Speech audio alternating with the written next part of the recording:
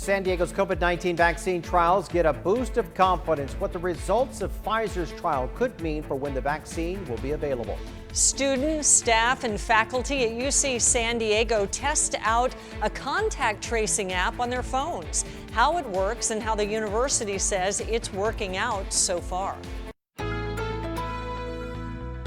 ABC 10 News at 6 starts now.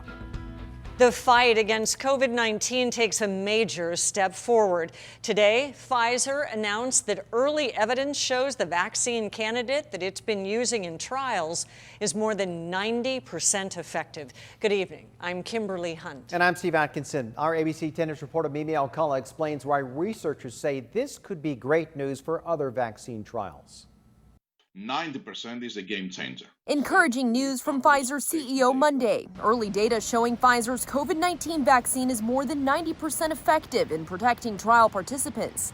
While the FDA still needs to review the drug for safety and efficacy, and Pfizer plans to seek an emergency use authorization this month, many scientists and doctors say this could be a huge step forward in the fight against COVID-19. The fact that there was a strong positive signal this fast in the first phase 3 trial to get this far, right, is a really good sign. Dr. Shane Crotty is a vaccine scientist with the La Jolla Institute for Immunology. He says not only is this early data a good sign for Pfizer's vaccine, but others as well. I think it's also really good news for several of the other vaccine candidates out there, because there are several other phase 3 clinical trials ongoing that are in a pretty similar time window as this one. There's reason to be optimistic about the future of all of the available vaccine trials. UCSD is participating in phase 3 clinical trials for Moderna, AstraZeneca, and Janssen's vaccines. Dr. Susan Little leads 2 of those studies that resumed locally just last week. And I think what this means for these trials, for frankly all of the trials that are available at this stage,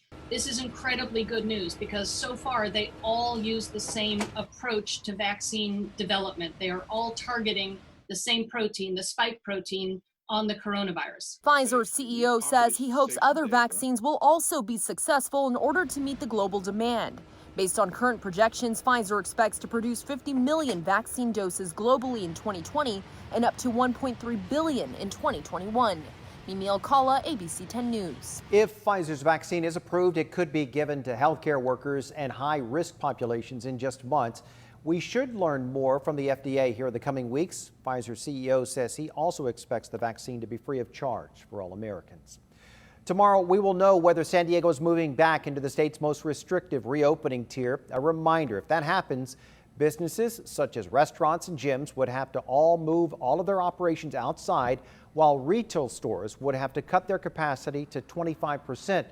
Nail and hair salons could continue inside with some limitations, but for every business, these new restrictions may not be offset by a federal stimulus package. It's sustainable for a few months at a time, but if you start talking about 12, 18 months of this, you're going to see hundreds and hundreds of restaurants and bars go out of business. The county says if we do move into that purple tier, those new restrictions would start just after midnight Saturday morning.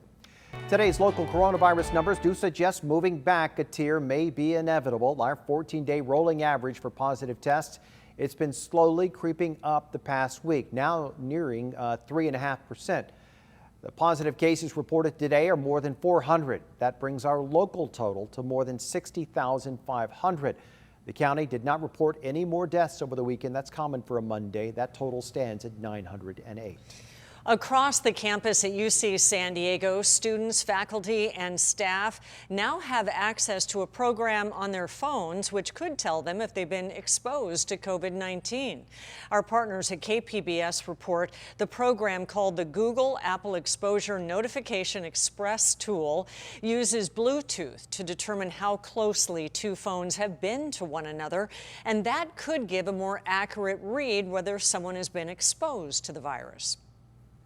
It is an augmentation to manual contact tracing, which works great for household contacts and, people you live with and people that you might eat lunch with because they're your best friends. Where contact tracing falls apart is people you don't know, right? It's the stranger at the grocery store or the bar or the restaurant or the college party.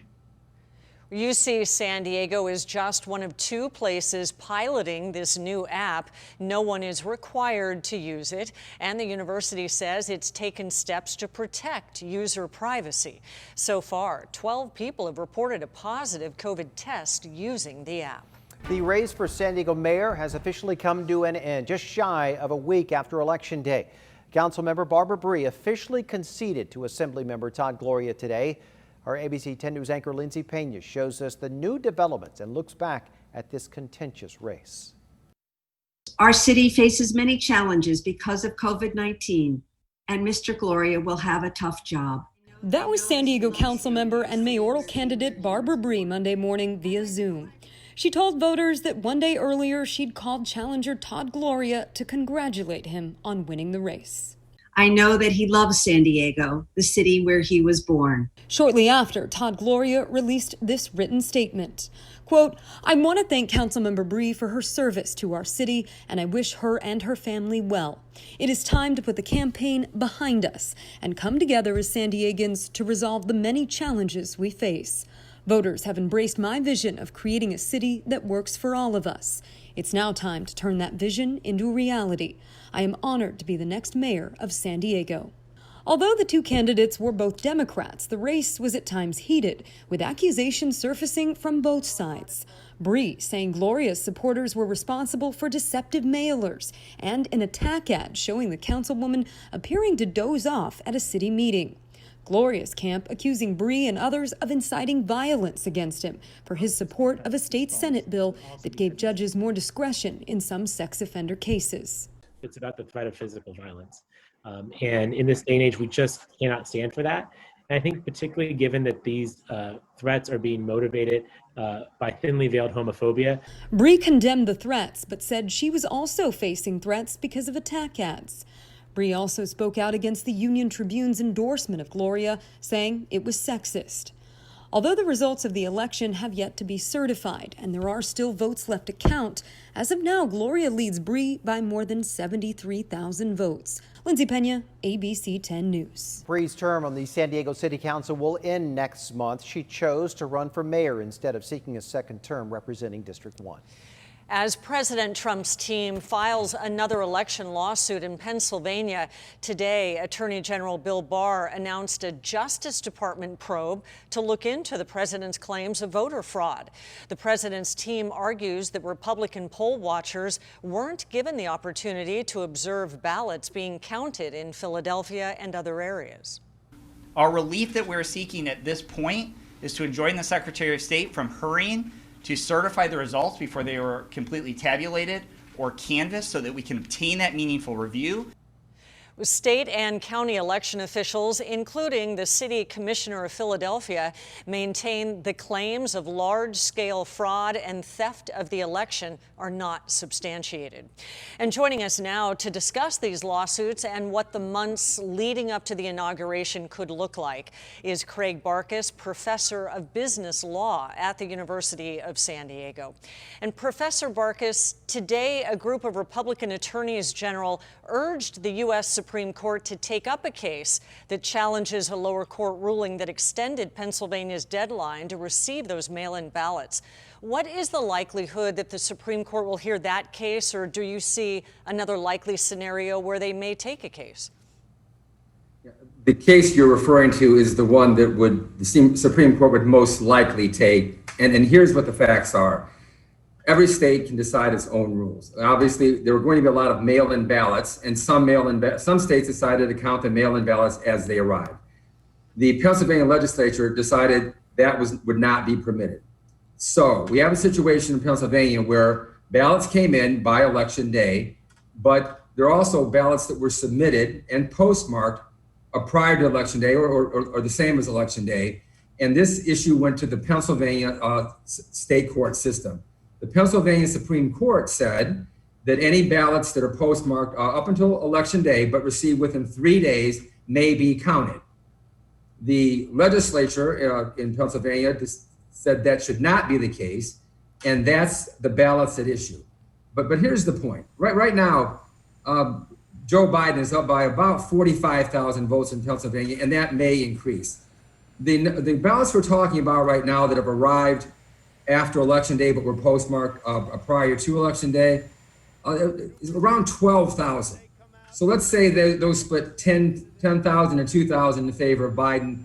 That would be maybe an 8,000 advantage for Biden. Maybe if they don't count, that would be deducted from, say, the 45,000. That still leaves Biden with a 37,000 vote lead in Pennsylvania. In other words, if those ballots that have been sequestered are not counted, there are still not enough votes left. They want to take it one step further, though, and say somehow this corrupted the election process. And for that reason, perhaps the Pennsylvania slate should not be seated in Biden's favor, the slate of electors. I really can't see the Supreme Court doing that. But then again, the Supreme Court is the final word on all these kinds of things. And that's the one case they're trying to get to the U.S. Supreme Court. Looking ahead several weeks from now when states would certify, could the legal battles delay states certifying the vote counts? That appears to be the other strategy involved, to just delay the certification. And I just don't know what the court's tolerance. I'm sorry, did you not catch that? Go ahead. Sorry about that. I think that someone was in your ear accidentally. Please continue, Professor. Okay. It's by virtue of being a professor. If I see somebody do something, make a motion, automatically, I want to make sure things are okay. Just a professional reflex. Now I forgot my train of thought. Yes, certifying whether the states would certify if there's a legal battle underway. That happens, by the way, in class too. I will go off on a tangent and sometimes lose my train of thought. But in any event, that's what we yes, there appears to be an attempt to delay the certification. But again, I want to step back, and there are the optics here. Joe Biden is up by 4 million votes. World leaders have welcomed him to be the next president of the United States. George W. Bush, the president, has welcomed him. You've got Chris Christie saying, "Where is the evidence?" Again, what the court can do, what the court wants to do, but from a pure legal standpoint, there doesn't seem to be sufficient grounds to really delay what appears to be an outcome highly favorable to Joe Biden. All right, thank you. Great job on that. We apologize that we were in your ear when that's what we do here, but we're not really supposed to interrupt you in your ear. Thank you for your I've had everything possible thing happen to me in the classroom, and so this was very minor. We appreciate it. That's why you handled it so well. Professor Craig Barkis, we'll talk to you again soon. Thank you.